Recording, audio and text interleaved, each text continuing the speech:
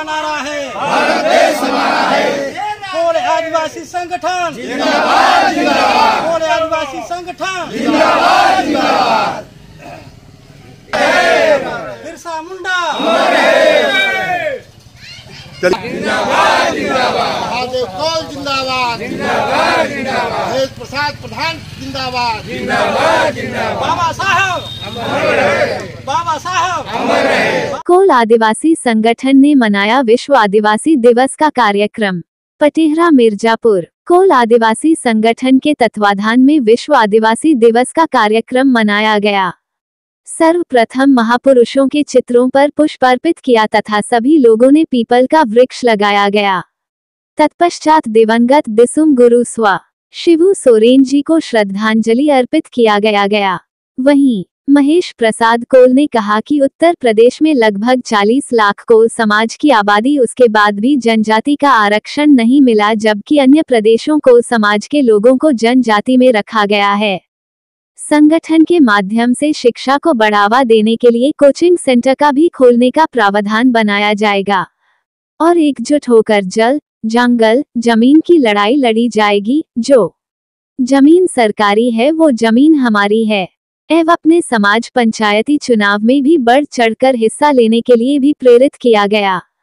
कार्यक्रम के मुख्य अतिथि श्री लालचंद कोल पूर्व सांसद, विशिष्ट अतिथि निराला कोल जी, जसवंत कोल, लाल बहादुर कोल संरक्षक, महादेव कोल प्रदेश अध्यक्ष, गोपी कोल महासचिव, जोखन कोल जिलाध्यक्ष, जैकी भाई कोल, अनिल कोल, महेंद्र कुमार, रमेश कोल पूर्व BD सी, हीरामणि कोल, अर्जुन कोल, जय प्रकाश जी, सुरेश कोल। कोल आदिवासी संगठन ने मनाया विश्व आदिवासी दिवस का कार्यक्रम। पटेहरा मिर्जापुर। कोल आदिवासी संगठन के तत्वाधान में विश्व आदिवासी दिवस का कार्यक्रम मनाया गया। सर्वप्रथम महापुरुषों के चित्रों पर पुष्प अर्पित किया तथा सभी लोगों ने पीपल का वृक्ष लगाया गया। तत्पश्चात दिवंगत दिसुम गुरु स्व शिबू सोरेन जी को श्रद्धांजलि अर्पित किया गया। वहीं महेश प्रसाद कोल ने कहा कि उत्तर प्रदेश में लगभग 40 लाख कोल समाज की आबादी, उसके बाद भी जनजाति का आरक्षण नहीं मिला, जबकि अन्य प्रदेशों को समाज के लोगों को जनजाति में रखा गया है। संगठन के माध्यम से शिक्षा को बढ़ावा देने के लिए कोचिंग सेंटर का भी खोलने का प्रावधान बनाया जाएगा और एकजुट होकर जल, जंगल, जमीन की लड़ाई लड़ी जाएगी। जो जमीन सरकारी है वो जमीन हमारी है। एवं अपने समाज पंचायती चुनाव में भी बढ़ चढ़कर हिस्सा लेने के लिए भी प्रेरित किया गया। कार्यक्रम के मुख्य अतिथि श्री लालचंद कोल पूर्व सांसद, विशिष्ट अतिथि निराला कोल जी, जसवंत कोल, लाल बहादुर कोल संरक्षक, महादेव कोल प्रदेश अध्यक्ष, गोपी कोल महासचिव, जोखन कोल जिलाध्यक्ष, जैकी भाई कोल, अनिल कोल, महेंद्र कुमार, रमेश कोल पूर्व BD सी, हीरामणि कोल, अर्जुन कोल, जय प्रकाश जी, सुरेश कोल, सतेंद्र कोल आदि सैकड़ों ग्रामीण मौजूद रहे। प्रधान जी एक बार अपना परिचय दे दीजिए। मेरा नाम महेश प्रसाद कोल, ग्राम प्रधान खोराडी। और ये जो संगठन है कोल आदिवासी संगठन, इसमें मैं मंडल अध्यक्ष भी हूँ। अच्छा, एक सवाल बनता है, आपका लगा कोल आदिवासी संगठन, तो हमारे मन में कुछ उत्सुकता है। आपके संगठन के साथ मतलब वासी तो वही हैं आप लोग, हम भी वासी हैं भारत के, लेकिन आपके साथ जुड़ा है आदिवासी, तो ये क्या रहस्य है? देखिए, आदिवासी का मतलब है कि मूल निवासी, यहाँ के जो मूल वंशज हैं पुराने ज़माने के या पुराने समय के भारत देश के, ये आदिवासी ही हैं। और प्रकृति का जो संरक्षण है आदिवासी लोग ही करते हैं। और संगठन के माध्यम से अभी तक जो जानकारी है कि उत्तर प्रदेश में 30 से लेकर 40 लाख जनसंख्या कोलों की है, लेकिन जो दुर्दशा उत्तर प्रदेश में कोलों की है वह अन्य प्रदेशों में नहीं हो पाई है। इस संगठन के माध्यम से हम जो है सरकार से यह भी मांग कर रहे हैं लगातार कि 30 से 40 लाख जनसंख्या होते हुए भी हमारे समाज को अभी जनजाति का दर्जा नहीं मिल पाया है। ये बहुत बड़ी विडंबना है और हमारा समाज इसीलिए जो है सबसे पीछे अंतिम पायदान पर खड़ा हुआ है।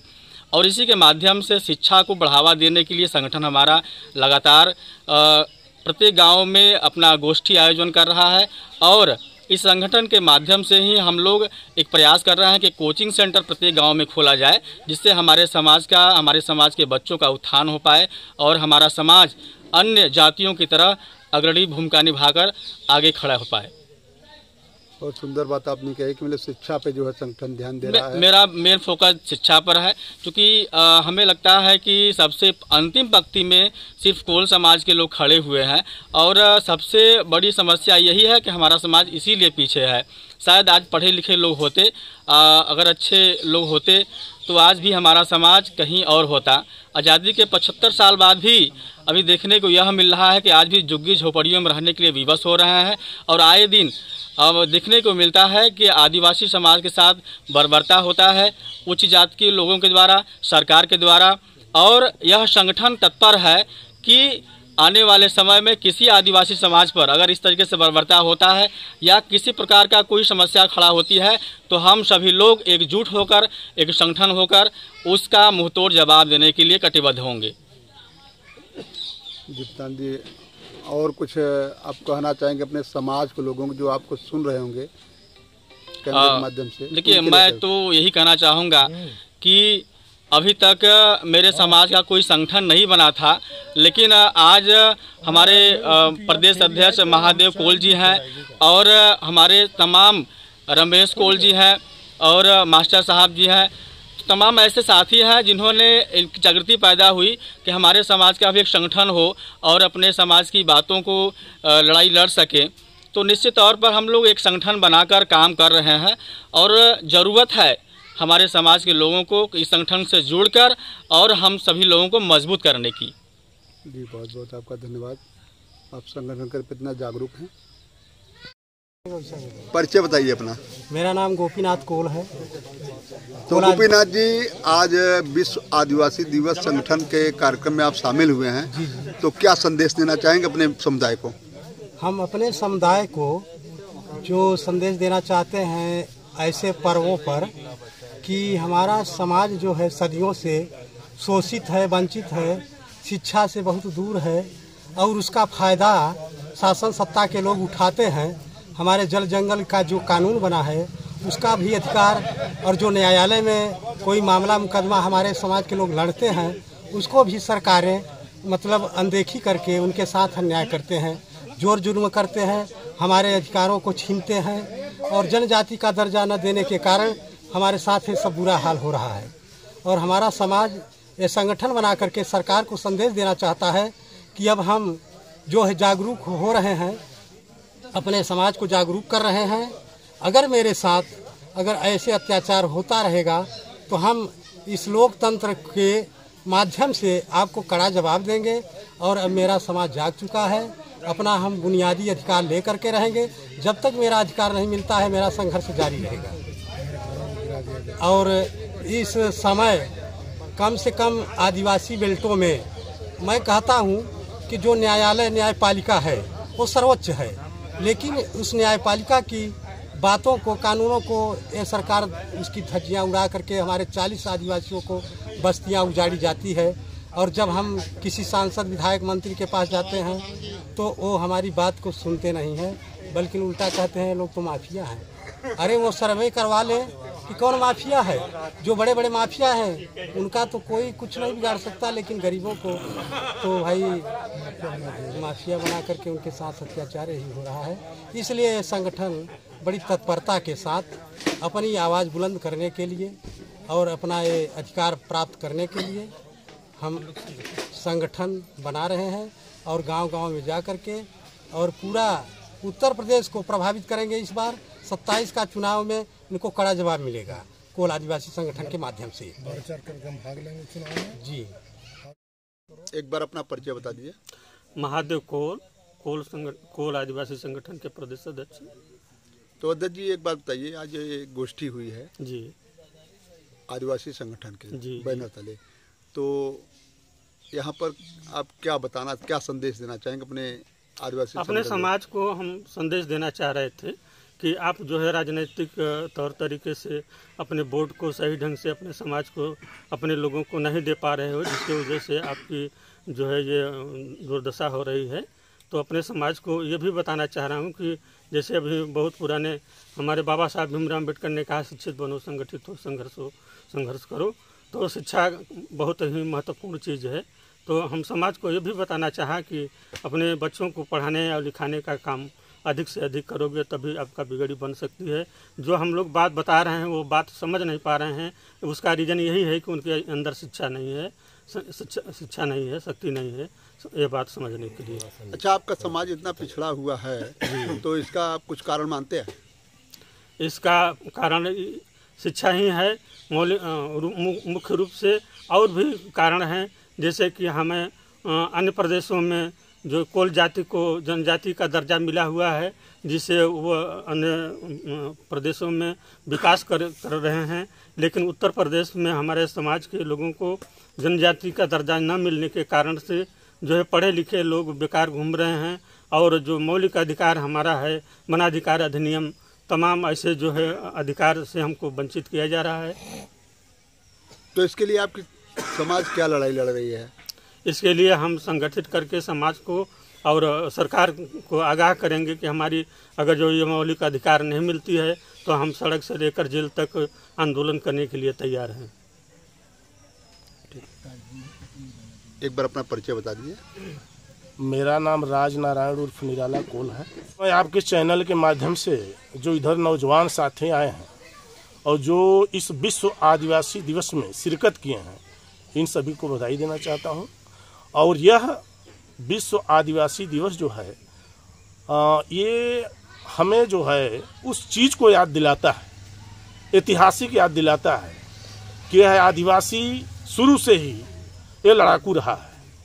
जंगल, जमीन, धरती ये सब आदिवासियों की थी, लेकिन कुछ चंद चालाक लोगों ने इनको बड़े ही चालाकी से गुमराह करके इस धरती पर कब्जा करने का काम किया। और आज जो इस देश में प्रकृति का जो संरक्षित है, जो पेड़ पौधे संरक्षित है, जंगल पहाड़ संरक्षित है, यह आदिवासी मूल निवासी वनवासियों की वजह से है। कि कोल समाज को जो है जनजाति का दर्जा उत्तर प्रदेश में नहीं मिल सका, अन्य प्रदेशों को कहीं भी मिला, तो इसके विषय में आपका क्या कहना है? यहाँ जो जनजाति का दर्जा नहीं मिल सका, कुछ तो जनप्रतिनिधियों का दोष है। जो आदिवासी समुदाय में जिनको अवसर मिला सांसद विधायक बनने का, उन्होंने कोल समाज की बात को नहीं रखा। कोल समाज उससे वंचित रह गया। अभी मैं आपको बताऊं कि ये सोनभद्र और मिर्जापुर, ये चित्रकूट, बादा, ललितपुर, झांसी, यह आदिवासी में 15-16 जातियाँ उत्तर प्रदेश में हैं। और इसमें से कुछ जातियों को जनजाति का दर्जा मिल गया, लेकिन कोल समाज वंचित रह गया। अब कोल समाज अगर वंचित रह गया तो कोल समाज का बहुत बड़ा नुकसान हो रहा है। आज अगर हम जनजाति में होते तो हम उस आरक्षण के तहत हमारा बेटा IAS PCS होता, हमारा बेटा नीट निकाल कर MBBS डॉक्टर होता, हमारा बेटा अध्यापक होता। माने एक हमें जो है वो जनजाति का जो आरक्षण है उसका हमें भरपूर फायदा मिलता। अच्छा, उत्तर प्रदेश में कितने विधानसभाओं में आपकी बिरादरी जो है लीड कर रही है? मतलब उत्तर प्रदेश में 24 विधानसभा ऐसी है जहां कोल समाज बहुसंख्यक है। यह मैं कह सकता हूं कि 50 से 70 हजार वोटर्स एक विधानसभा में, आज की 70 हजार के ऊपर वोट है कोल समाज की। और चूंकि आप भी जानते हैं, हाँ, हमारे समाज यानी कोल समाज की 70 हजार के ऊपर वोट है कोल समाज की। और चूंकि आप भी जानते हैं कि जिसकी जितनी हिस्सेदारी उसकी उतनी है भागीदारी। इस लोकतंत्र में जनमत जिसके पास है उसको उसमें जो है भागीदारी मिलनी चाहिए, लेकिन कोल समाज आज भी वंचित है। और यह जो हम विश्व आदिवासी दिवस मना रहे हैं, यह अपने पुरखा पुरनिया का जो बलिदान रहा, हमारे पुरखा पुरनिया जो हमारे लिए संघर्ष किए, हम आज उनको याद करते हैं, हम एक त्योहार के रूप में मनाते हैं। अच्छा, जो आज संगठन के बैनर तले कार्यक्रम हुआ है विश्व स्तर पे होता है। विश्व स्तर पे 1994 में जनेवा संयुक्त राष्ट्र संघ में सबसे पहले विश्व आदिवासी ये जो है त्योहार के रूप में मनाते हैं और अपने समाज को एक संदेश देते हैं कि हमारे समाज में जो पुरखा पुरनिया, जो संतों गुरुओं महापुरुषों ने हमारे आप के लिए संघर्ष किया है, आज उनको पद चिन्हों पर उनसे प्रेरणा लेकर हम चलने का प्रयास करते हैं। अच्छा, आने वाला चुनाव जो है जी, पंचायत चुनाव आने वाला है, तो आप अपने समुदाय को क्या कहना चाहेंगे? आने वाले चुनाव में हमारा समुदाय खास तौर से आप जहां बैठे हैं, ये मड़िहान विधानसभा है। मड़िहान विधानसभा में हमारी संख्या 60 से 70 हज़ार है। ऐसी कोई ग्राम पंचायत नहीं है जहां हम 70% नहीं है। तो मैं तो आपके चैनल के माध्यम से अपने समाज को बताना चाहता हूं कि चाहे अनुसूचित सीट हो, रिजर्व सीट, चाहे सामान्य सीट, अगर हमारी संख्या अधिक है तो हमारी भागीदारी भी अधिक होनी चाहिए। और मैं इस चैनल के माध्यम से अपने समाज को खास तौर से संदेश देना चाहता हूं कि सत्ता वह मास्टर की चाबी है जिससे विकास के सारे दरवाजे खुलते हैं। तो हमारा समाज बढ़ चढ़ करके जिला पंचायत बने, प्रधान बने, बीडीसी बने, विधायक बने, सांसद बने, जिससे सत्ता की मास्टर चाबी आपके पास हो, जिससे आपकी बिगड़ी बने।